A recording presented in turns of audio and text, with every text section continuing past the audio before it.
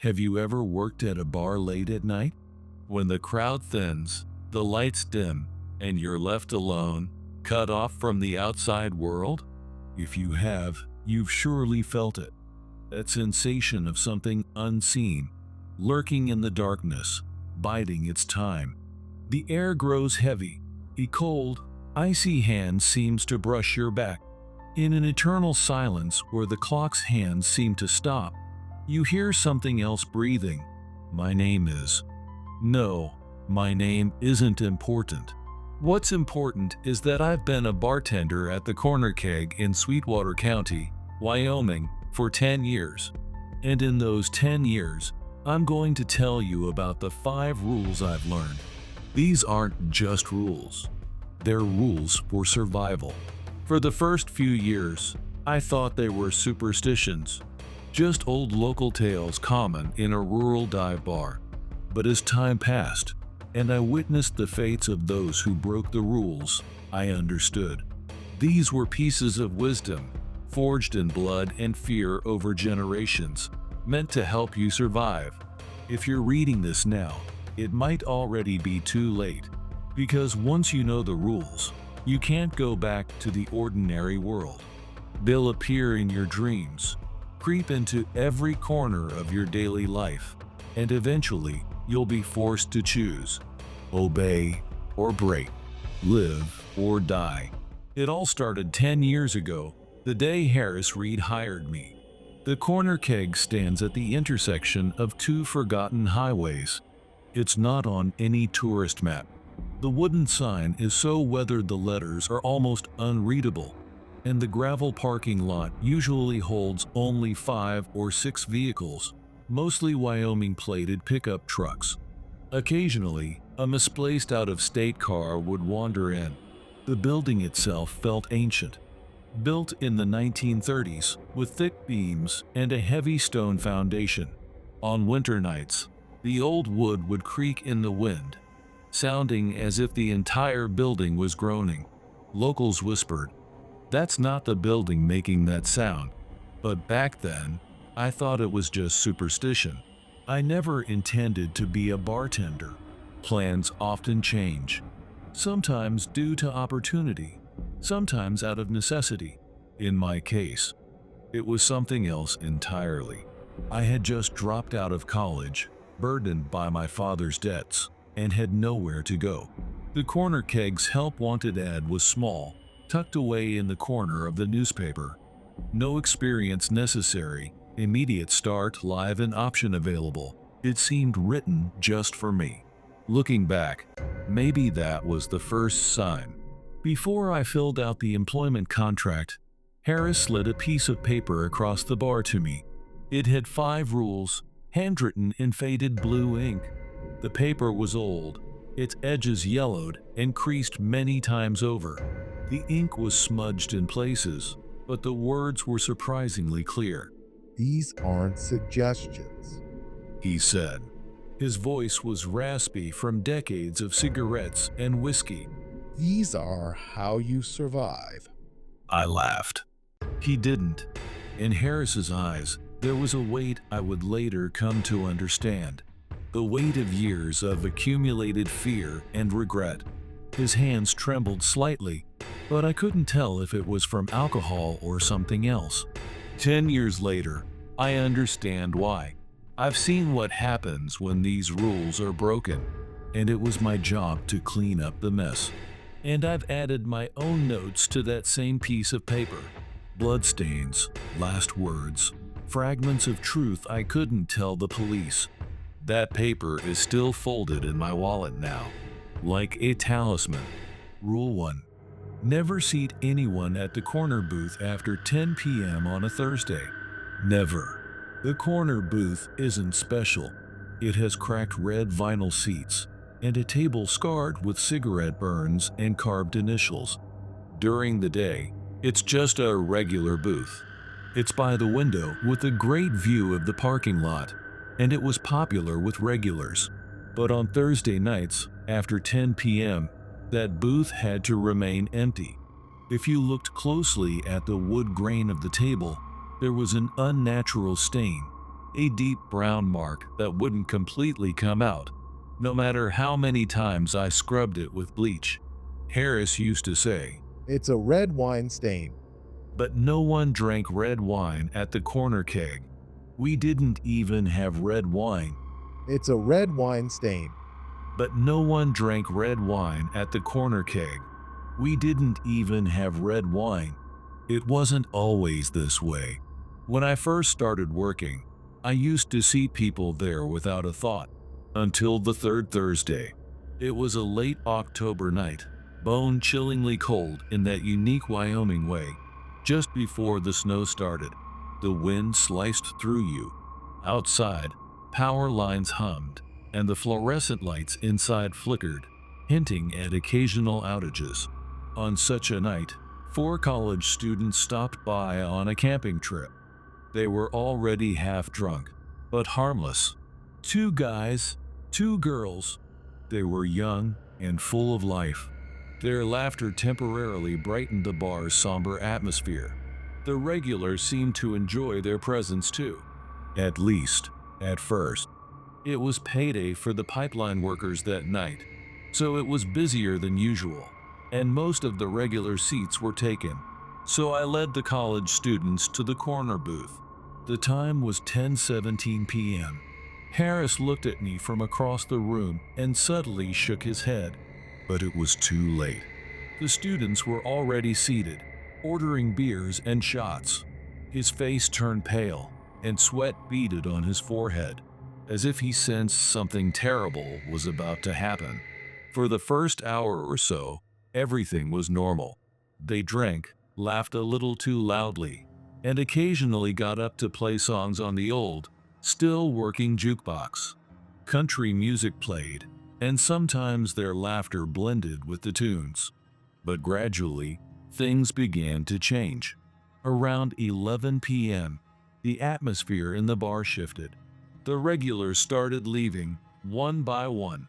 Even the stubborn pipeline workers, who usually drank until late, left early, as if they were fleeing something.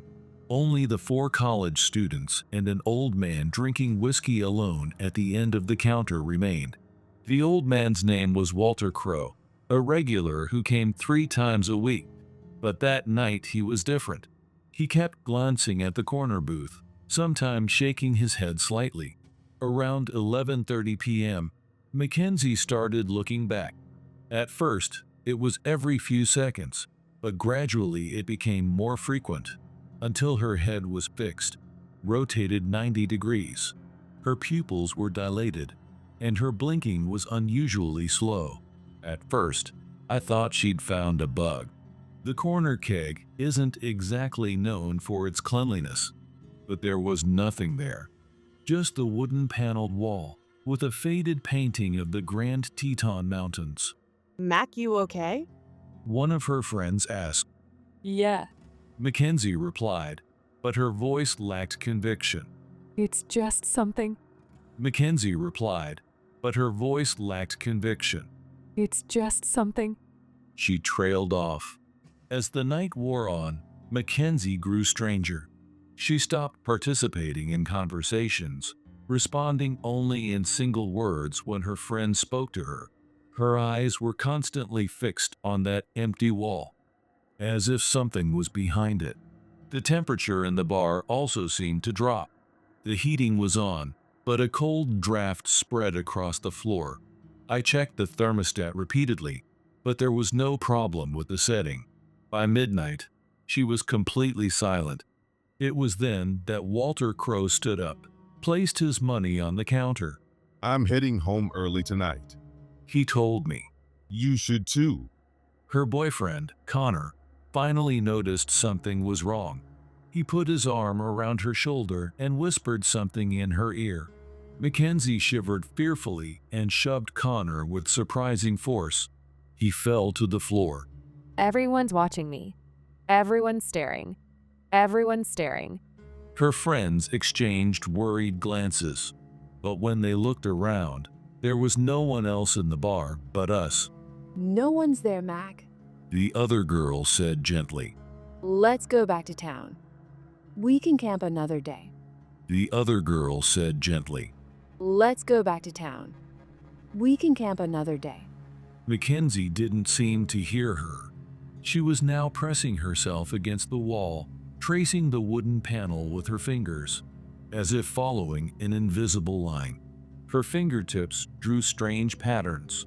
Circles, straight lines, back to circles, over and over again.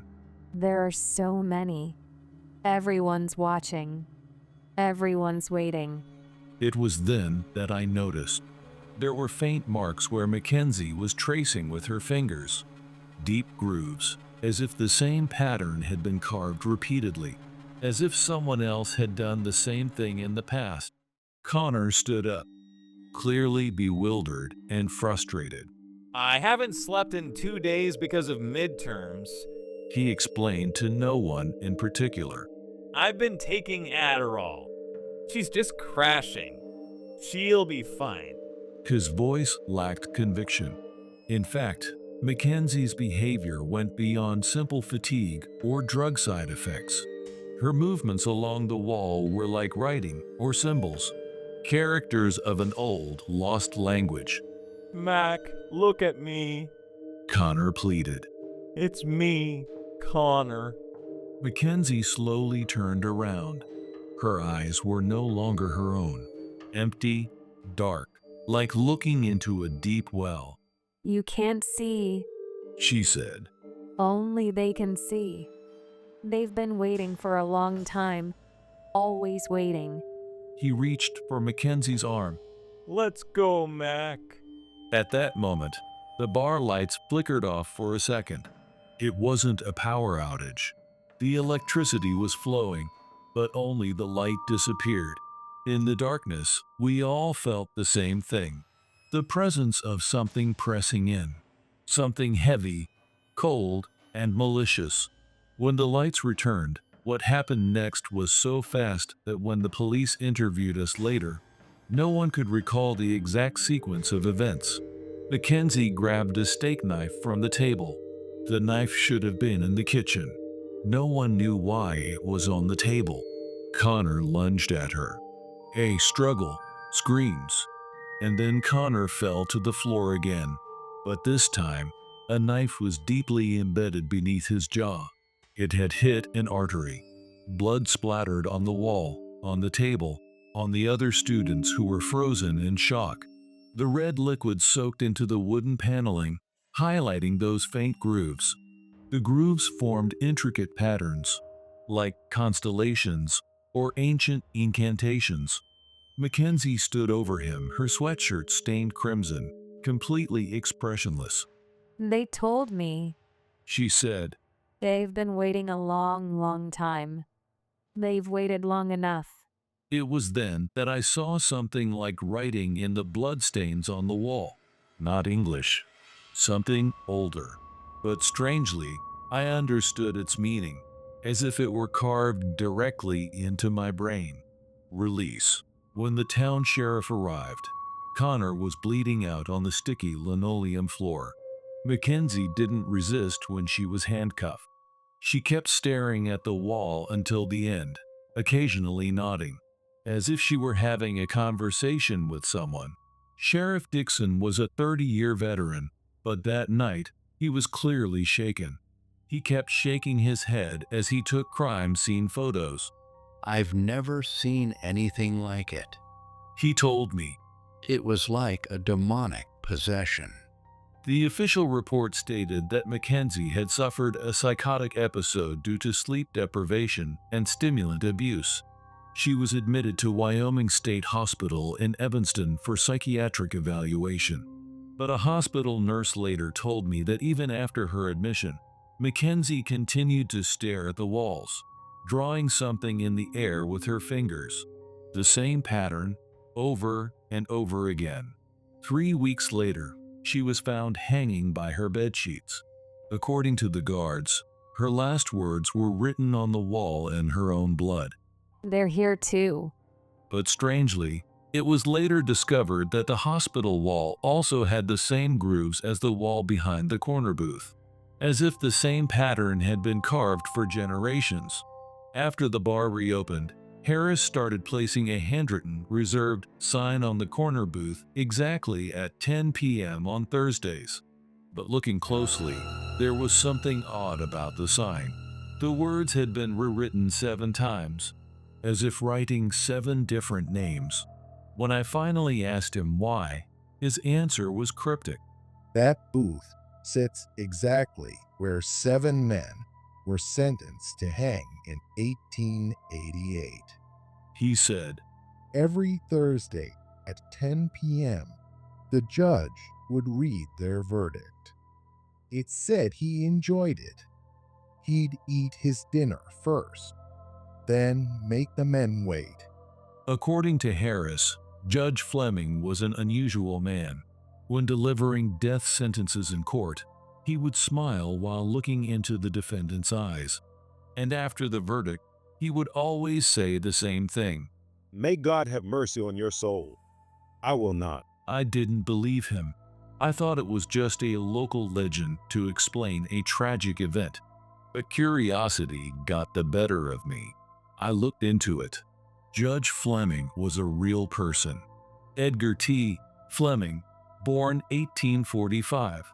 He held court precisely at 10 p.m. every Thursday after dinner, exclusively delivering death sentences. Historical records stated he was unusually harsh, hanging men for minor offenses like cattle rustling and petty crimes. Searching local newspaper archives revealed even more unsettling details. Defendants in Judge Fleming's court often exhibited abnormal behavior, suddenly screaming, talking to unseen entities, or clawing at their own necks. And most eerily, the execution records. All 7 men uttered the same last words. They are waiting. Even more disturbing, it was true that 7 men had been sentenced to death on the very spot where the corner keg now stood. The courthouse had burned down in 1926, and the bar was built using some salvaged materials. In particular, the wooden paneling around the corner booth was made from the original courthouse judge's bench. One of the construction workers later said the wood had strange stains, deep brown marks that wouldn't come out no matter how much bleach they used, and along the grain, thin lines were etched, like claw marks. Judge Fleming's own end was shrouded in mystery. In 1889, he was found hanged in his home. There was no suicide note, but words were written in blood on his study wall. They came. I don't know if Mackenzie truly saw the ghosts of the condemned men, or if it was just a mental illness. But one thing is certain. Since that night, no one has sat at that booth after 10 p.m. on a Thursday. Never. And sometimes, when I close the bar late at night, I look at the corner booth, the reserved sign still in place, the booth completely empty. But is it truly empty? I've seen 7 shadows gathered around the table in the darkness. Or perhaps I just imagined I did. But one thing is certain. The whispers I hear from the corner booth on Thursday nights. Still waiting. Rule 2. Always check the teeth of any customer ordering a prospector special. If they have a gold tooth, refuse service and immediately contact Vaughn. When I first read this rule, I thought the prospector's special was some kind of local cocktail. I had no idea who Vaughn was, or why a customer's dental fillings would determine whether or not they were served. 3 months later, I got my first order. It was a Tuesday afternoon in summer, and the bar was almost empty. 2 regulars were playing cards in the back, and an off-duty female staff member was drinking beer at the counter. A stranger entered, tall and gaunt, wearing a denim jacket despite the summer heat. Gray, disheveled hair poked out from beneath a sweat-stained trucker cap. His movements were strange. Each step was cautious, as if testing the strength of the floorboards. The man sat at the end of the counter, away from the other customers, and smiled, revealing perfectly white, even teeth. A beautiful set of teeth, surprisingly out of place with his weathered appearance. A prospector's special. His voice was surprisingly refined and sophisticated. I froze. The rule flashed through my mind. The man continued to smile, and I stared at his teeth. Something wrong? The man's smile didn't falter. No, just trying to remember the recipe. I improvised. It's been a while since anyone ordered one. It's been a while since anyone ordered one. It was hard to tell if he had a gold tooth in the dim bar lighting. I'll go check the recipe in the back. Would you like some water in the meantime? That would be splendid. I put a lemon in his ice water. I didn't usually offer such service, but I wanted a reason for him to open his mouth wide to drink. I placed the water in front of him. I'll be right back. As expected, he picked up the glass and drank deeply. The moment he set the glass down, I saw it. A glint of gold filling in his left back tooth. My heart pounded. I didn't know who Vaughn was or how to contact him. Harris was off, and I couldn't risk calling him with this stranger listening. Actually, I tried to keep my voice calm. We're out of some of the ingredients for the prospector's special. Would you like anything else? The man's smile vanished instantly. I don't want a substitute. You should have everything I need. I'm sorry, but really. Lying doesn't suit you. The man's refined voice suddenly turned harsh. I can smell it. Right beneath your feet. Rich and ready. Just then, the bar door opened, and a sturdy man in his 60s walked in. Leathered skin from decades under the Wyoming sun and cold, and sharp, blue, military-like eyes scanned the room. The stranger at the counter stiffened. Vaughn, he said, his voice stripped of its earlier refinement. Miller. The newcomer nodded curtly. Long way from home. The tension between the two was palpable. The off-duty female staff member quietly gathered her things and left, and the card players in the back stopped their game, watching warily. Just passing through, Miller said. Thought I'd have a drink. This isn't your territory, Vaughn replied. There was an agreement. Miller's smile returned, but it wasn't friendly. Agreements change, especially when you hear rumors of a new vein. There's nothing for you here. Leave. For a moment, I thought Miller would argue, or worse. His hand moved towards his jacket pocket, and I saw something metallic. But after a tense silence, he stood up. Next time. As he passed Vaughn, he added in a voice barely audible, You won't be watching all the time, old man. After the man left, Vaughn sat down in the seat Miller had occupied. Whiskey double. My hands still trembling, I poured it. Who was that man, and what is the prospector's special? Vaughn drained half his whiskey before answering. Cooper Miller. He worked in the mines near Atlantic City until they closed in the 70s. Now he mines gold on his own. Gold? I remembered the gold tooth in the rule. Vaughn's expression darkened. Something more valuable and far more dangerous. Rule 3. Never run a tab for Tracy Lorraine. Cash only. Collect her glass immediately after she finishes her drink. Tracy Lorraine first appeared at the corner keg on a stormy April night. Half the county was without power, and we were operating solely by the light of gas lanterns and candles.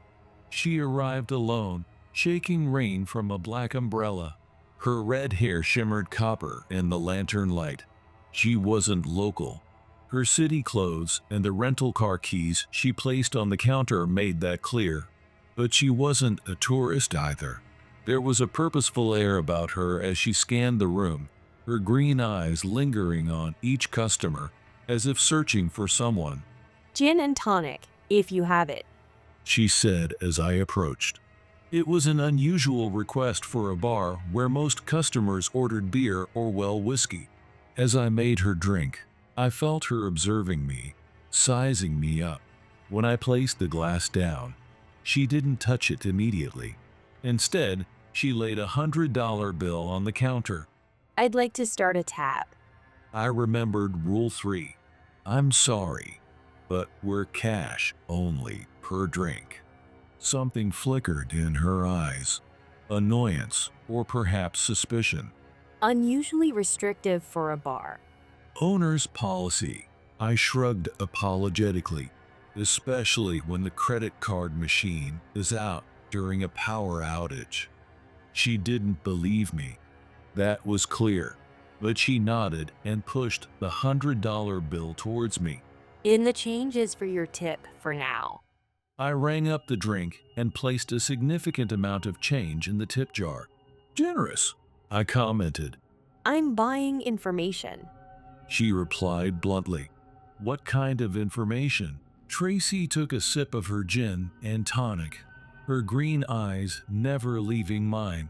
I'm looking for a man named Kevin Lorraine. My husband. She took a photo from her handbag. A tall man with sandy hair and a beard, smiling in what looked like a national park. He was on a research trip in this area and was supposed to contact his team 3 days ago, but no one's heard from him. I looked at the photo, but didn't recognize the man. I'm sorry, but he hasn't been here. Not while I've been working anyway. When aren't you working? Mondays and Tuesdays. Harris works those shifts. She nodded and put the photo away. I'll come back tomorrow to ask him. Tracy finished her drink and ordered another. As per the rule, I immediately collected the empty glass and wiped down the counter. She raised an eyebrow. Thorough. Just trying to keep it clean, I said, though cleanliness was never a selling point for the corner keg. She ordered 3 more drinks, savoring each slowly while observing the other customers. A beautifully dressed woman was a rare sight in this establishment. When she finally left, I immediately collected her last glass as per the rule. As I wiped it, I noticed something strange. A faint reddish residue on the inside of the glass, too thin for gin or tonic. When I cautiously sniffed it, it had a metallic odor like pennies. It was blood. She returned the next night when Harris was behind the counter. I was in the back restocking, but I overheard their conversation. Kevin Lorraine. Harris said, Oh, he was here about a week ago. Sat at the counter, asking a lot of questions about the old mines. Did he say where he was staying? Tracy asked. Said he was camping near Fallen Horse Creek. Wanted to check out the rock formations there. I froze. Harris and I knew all our regulars by sight. No sandy-haired geologist had been to the corner keg recently. Harris was lying. I didn't know why. Tracy came back every night for a week. Each time she ordered a gin and tonic. Each time I immediately collected the glass, and each time I found the same red residue. On her 7th visit, she arrived later than usual, almost at midnight. It was just Harris and me in the bar, close to closing time. One last drink. As I made her drink, I noticed for the first time in the dim light, dark stains under her fingernails, the same reddish brown as the residue in the glass. After serving her drink, I retreated to the end of the counter where Harris was counting the day's earnings. Why did you lie about her husband? I whispered. Harris glanced at Tracy. She was staring at her drink, seemingly lost in thought. Kevin Lorraine died in a mining accident in Colorado 12 years ago. He said quietly. I remembered his name from the newspaper. She's not looking for her husband. A chill ran down my spine. I looked at Tracy again, and this time she was looking at us. Despite the distance, she had a small smile, as if she'd heard every word. She quickly drained her drink, placed a $20 bill on the counter, and stood up. "Did you find your husband?" I couldn't stop myself from asking. Tracy paused at the door. I found what I was looking for. Kevin was always good at disappearing into his work, but he leaves traces. And I'm very good at following those traces. After she left, I collected the glass. The residue was darker than usual, but this time there was something else. A small, hard object at the bottom of the glass.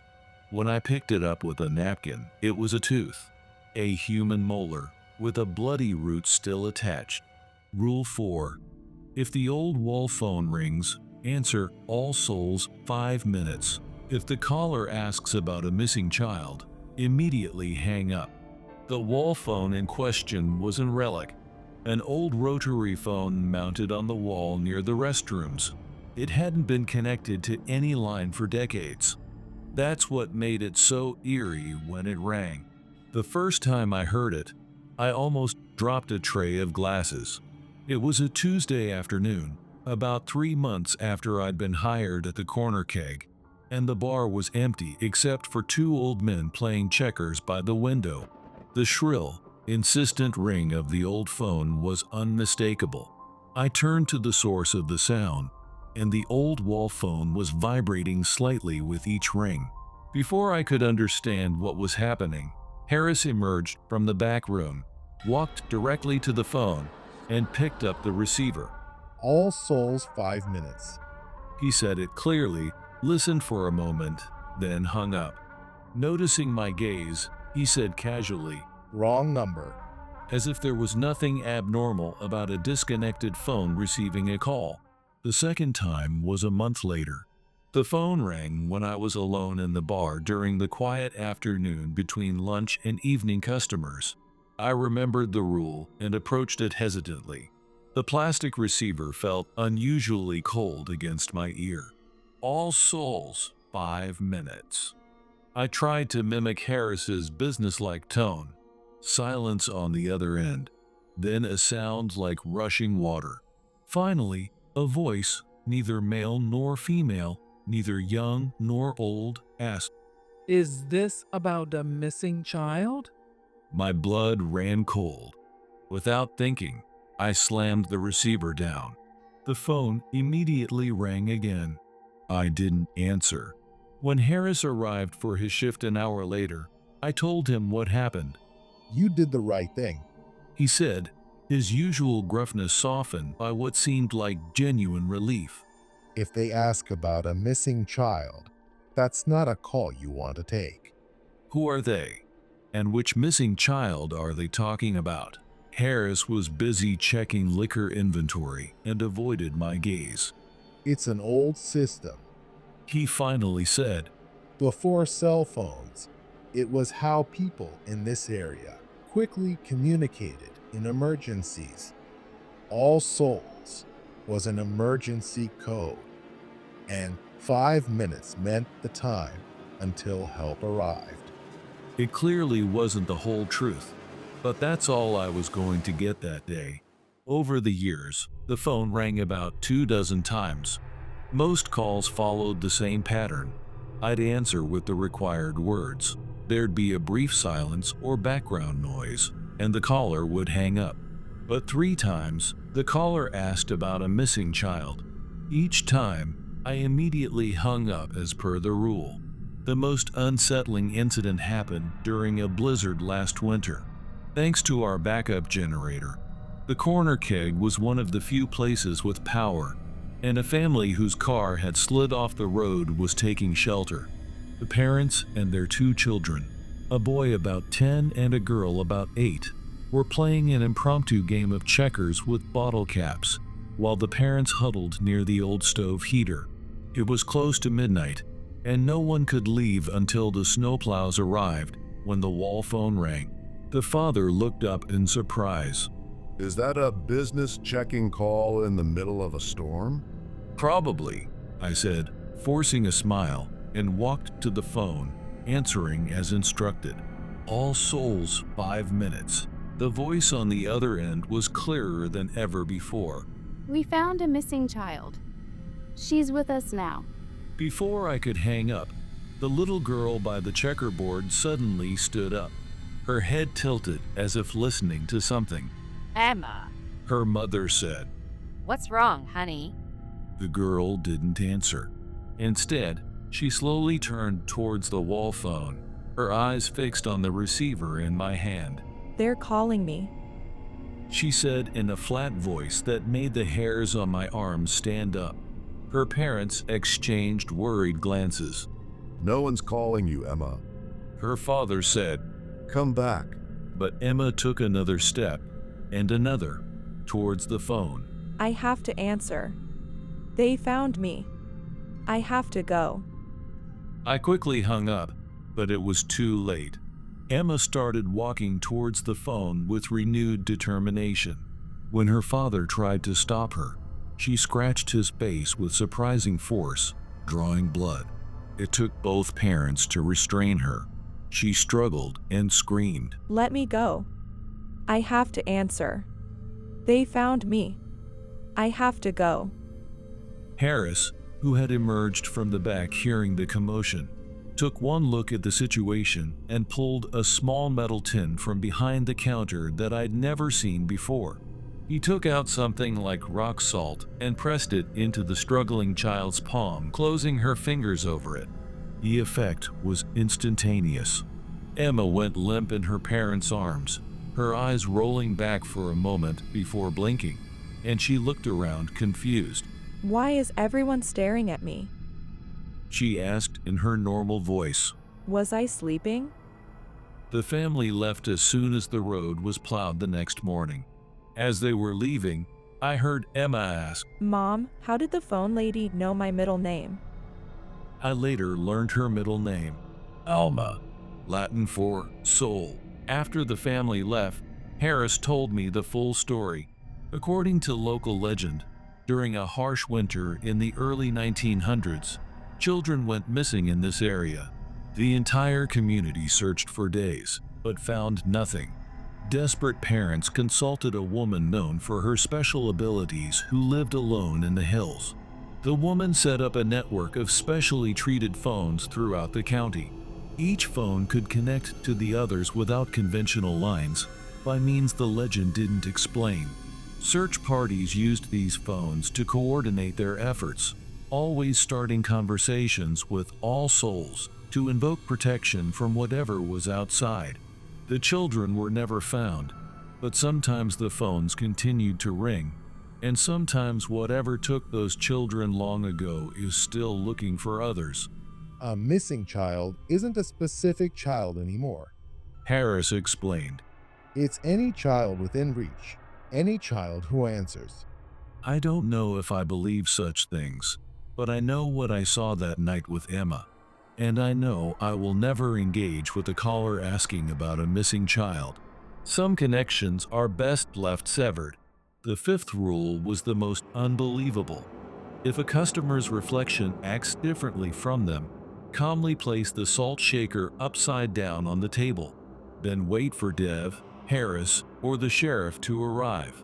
I thought people's reflections moving independently was something out of a horror movie. Then Clayton Renner showed up. He appeared on a Sunday evening in July as the sky turned purple and orange. The corner keg takes on a unique atmosphere at this time. The setting sun streams through the old stained glass windows, and motes of dust float, glowing golden. It felt like a mystical moment, as if a doorway to another world was opening. Clayton was of average height and build, with short brown hair. If there was anything remarkable about him, it was his pale skin, typical of someone who spends little time outdoors. But the moment he opened the door and entered, the temperature in the bar seemed to drop subtly. Several regulars shivered unconsciously, and conversations paused for a moment. Budweiser, He said, taking a seat at the counter. His voice was normal, but it had a hollow quality, as if echoing from a distance, an insubstantial texture. As I served him his beer, I casually glanced at the mirror behind the bar. Clayton's reflection in it was staring at me, while his real self was looking at the bowl of peanuts I'd placed. His reflection's gaze followed my movements. His eyes held an unusual hunger, like an intense, insatiable craving for something. Fear shot up my spine, and I almost dropped the glass I was polishing. I quickly looked back at him, and he was calmly drinking his beer. His reflection now matched his actions, but my heart pounded and cold sweat beaded on my palms. Perhaps it was my imagination. The lighting in this bar is poor, and the mirror is old and distorted. But 10 minutes later, it happened again. This time, more clearly, more eerily. When Clayton looked down at his phone, his reflection in the mirror was staring at the elderly couple in the corner booth, its lips twitching slightly, as if whispering something. The old couple seemed oblivious, but the old man occasionally rubbed the back of his neck, looking around uneasily. His wife also squirmed uncomfortably and asked her husband, "Aren't you cold?" The reflection of Clayton had a completely different expression from his real self. While he himself was expressionless, staring at his phone screen, his reflection wore a greedy smile and even licked its lips, like a beast before a feast. Remembering the rule, I placed the salt shaker upside down on the table. "For good luck," I explained. He smiled, but the smile didn't reach his eyes. Instead, his eyes were as cold as ice, and for just a fleeting moment, I felt as if he was glaring at me. The moment I placed the salt, the atmosphere in the bar changed. As if some spell had been broken, the tension among the customers eased. The old couple also showed expressions of relief and resumed their interrupted conversation. But around Clayton, the cold air still lingered. For 40 minutes, Clayton slowly drank his second beer. During that time, his reflection continued its abnormal behavior. Sometimes it vanished, sometimes it stared at other customers, and sometimes it made gestures as if whispering to someone. I continued with my bar duties, never taking my eyes off the mirror. I kept observing, polishing glasses and wiping the counter, trying not to let the other customers notice.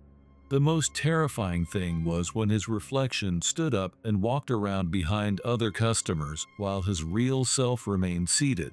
When the reflection of Clayton whispered into the customers' ears, the real customers suddenly shivered or rubbed their necks. One female customer suddenly began to cry, being comforted by her companion. She mumbled, "I suddenly felt so lonely." Another male customer's hands began to tremble, and he struggled to hold his beer mug. The reflection of Clayton looked around at the customers as if sizing up prey.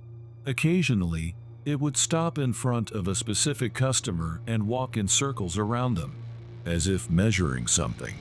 And every now and then, it would nod contentedly before moving on to the next customer. There was a clear purpose to its behavior. I realized that he was particularly focusing on customers who came alone.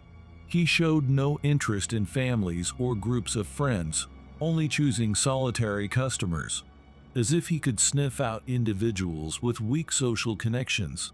When the sheriff appeared in plain clothes, I felt a wave of relief. He sat down 2 seats away from Clayton and ordered a beer. The sheriff's presence was overwhelming. He had the authority born of years of experience and a unique gravity possessed only by those who know the dark secrets of this town.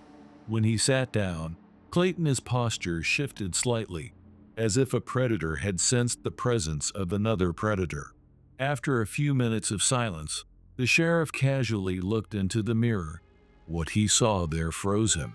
The color drained from his face, and his knuckles turned white as he gripped his beer mug. "I haven't seen your face around here." The sheriff's voice was feigning calmness, but there was a hint of tension. "Just passing through," Clayton replied amiably, but there was a subtle shift in his voice, an unnatural inflection, as if someone else was speaking. "Where to?" Somewhere where there's work. What kind of work? I felt the room temperature drop several degrees. The customers inside unconsciously started putting on their jackets or ordering warm drinks. I'm a collector. I pick up what people leave behind. As he spoke, several light bulbs in the bar flickered, as if something was drawing power. In the mirror, Clayton's reflection leaned towards the sheriff, laughing with a mouth impossibly wide. His mouth was filled with countless teeth, and the back seemed to lead into darkness. Time's up, the sheriff said quietly. His hand moved to his gun on his hip. We don't allow collectors around here. I haven't finished my beer yet. Clayton's voice held a hint of emotion for the first time. Annoyance, and something else, something more dangerous. No, you're done. The sheriff's voice had an undeniable authority. The stare-down lasted for about 5 seconds. During that time, an uncanny silence fell over the bar, as if time had stopped. All sounds vanished. The customers' chatter, the clinking of glasses, the sound of cars outside. There was only the tension flowing between the two men.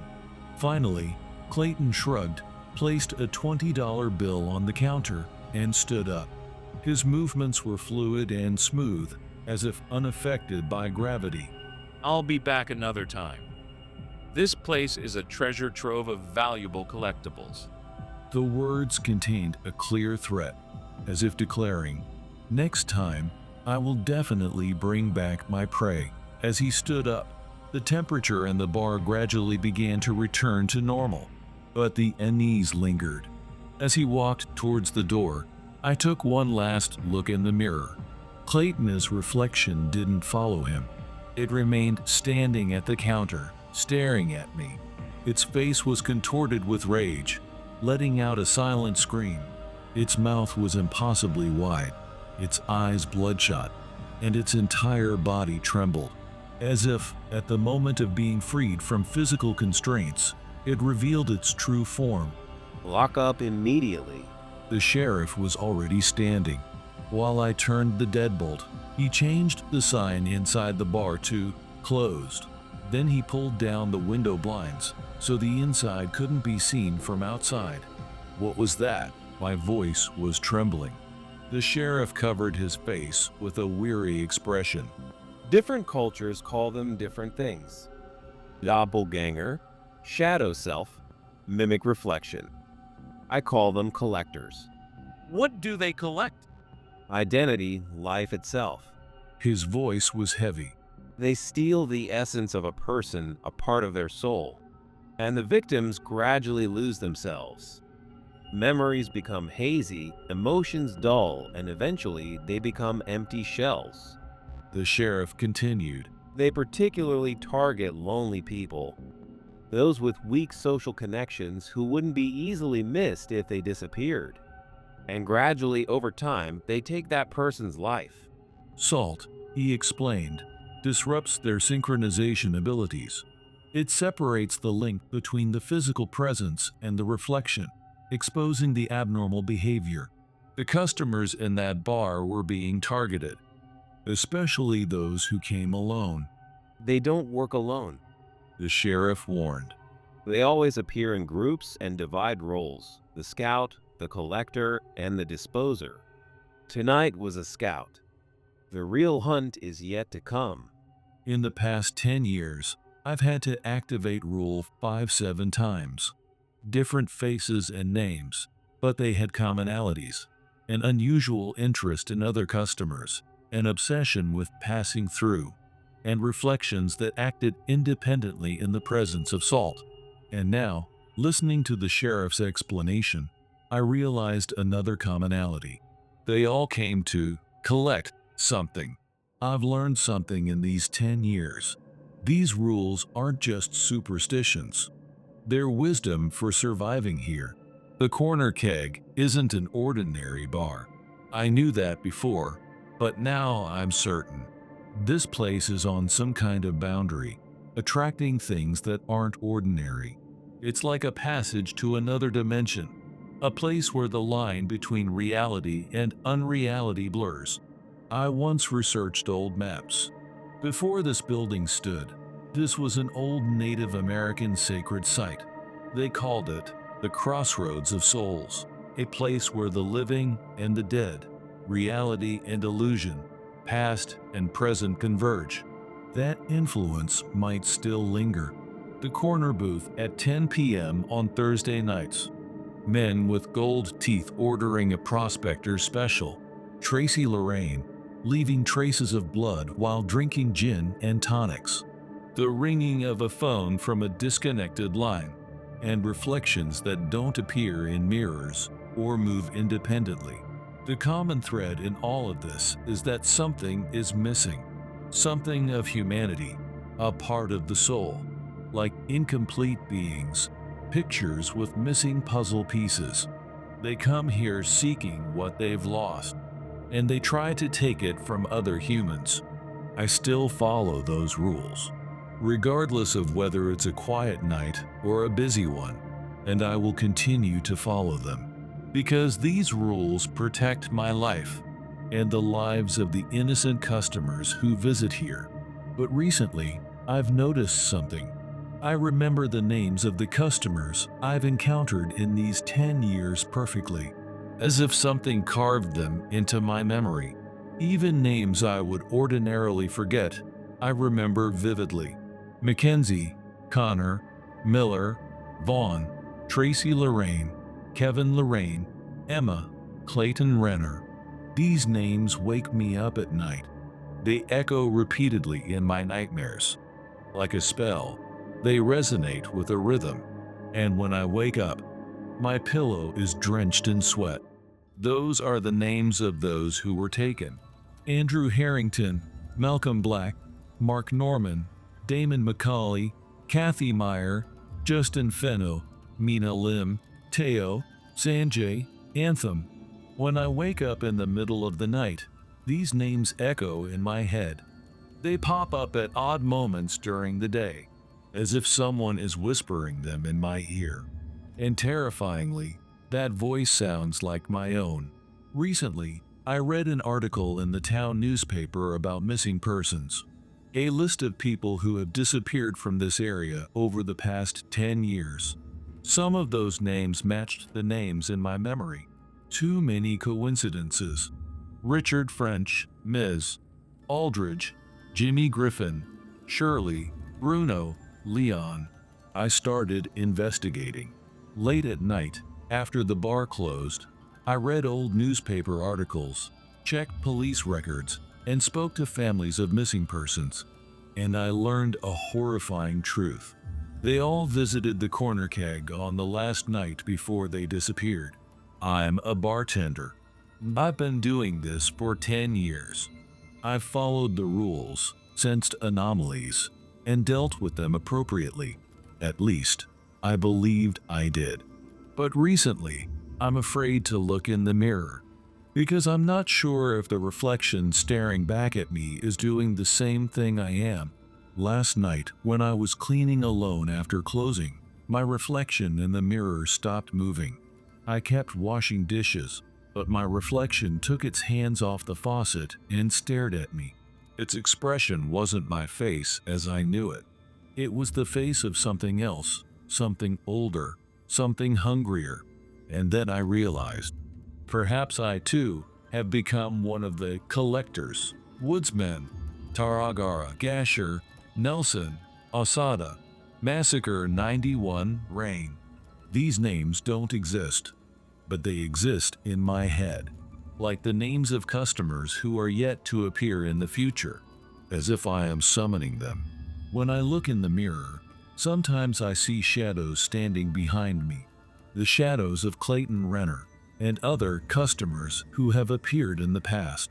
They peer into the mirror over my shoulder, confirming something, as if evaluating my work.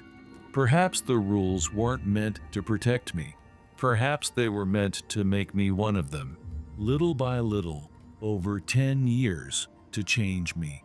If you ever pass through this part of Wyoming and you see the corner keg on a faded sign, remember these rules. And if I ever serve you a drink, don't forget to look in the mirror. Check if my reflection is making the same movements as me. If it's not, don't forget to put the salt shaker upside down and run. Because there's one most important rule I've learned in these 10 years. Rule 6. If the bartender's reflection smiles at the customer, run from that bar. Never return. And I've been smiling a lot in the mirror lately.